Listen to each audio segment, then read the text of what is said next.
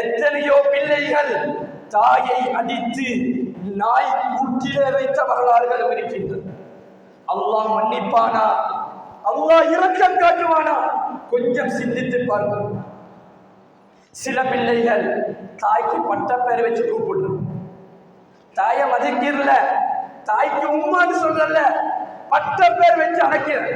சில பிள்ளைகள் சில ஊர்கள்ல தாயை அழைக்கும் போது நரி நரி என்பதா சொல்றோம். நரி இங்க வா, நரி அங்க போ, நரி தாய் நரியா, நீ குள்ள நரி. இன்னும் சில பிள்ளைகள் தாய்க்கு சொல்ற மாடு, உம்மா மாடு, உம்மா மாடா, நீ குள்ள மாடு.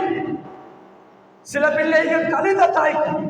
கண்ணியத்துக்குரிய அல்லாஹ்வின் நல்லடியார்களே, தாய்க்கு பட்ட பெயர் செல்வது என்பது எந்த அளவு கொடூரம் என்று சொன்னால், அவ்வாறு பேசக்கூடிய பிள்ளையை மண்ணறையிலே அது மிக பெரும் பாதிப்பை ஏற்படும்.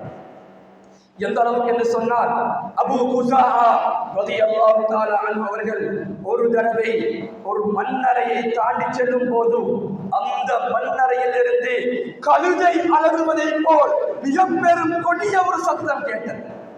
உடனே அபூ குஸாஆ ரலியல்லாஹு தஆலா அன்ஹு அவர்கள் அந்த ஊர் மக்களிடத்திலே சென்று மண்ணறையிலே அடக்கம் செய்யப்பட்ட அந்த மனிதரை கேட்டு விசாரிக்கின்றார்கள்.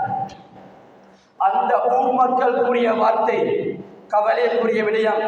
சொன்னார்கள், இந்த மண்ணறையிலே அடக்கம் செய்யப்பட்ட மனிதர் உயிரோடு இருக்கும் காலத்திலே தன்னுடைய தாயை கழுதை என்பதாகத்தான் அழைப்பார்.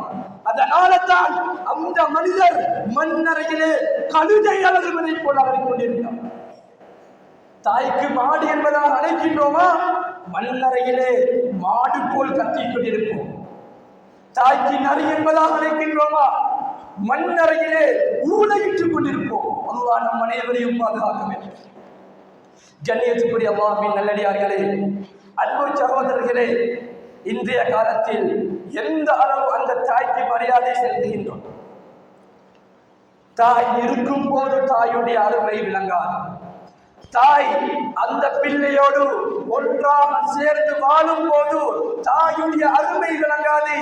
எப்பொழுது அந்த தாய் அந்த பிள்ளையை விட்டும் பிரியக்கூடிய ஒரு தருணம் வருமோ, அந்த சந்தர்ப்பத்தில் தாய் பட்ட அத்துணை கஷ்டங்களும் அந்த பிள்ளையுடைய முன்னால் வந்திருக்கு.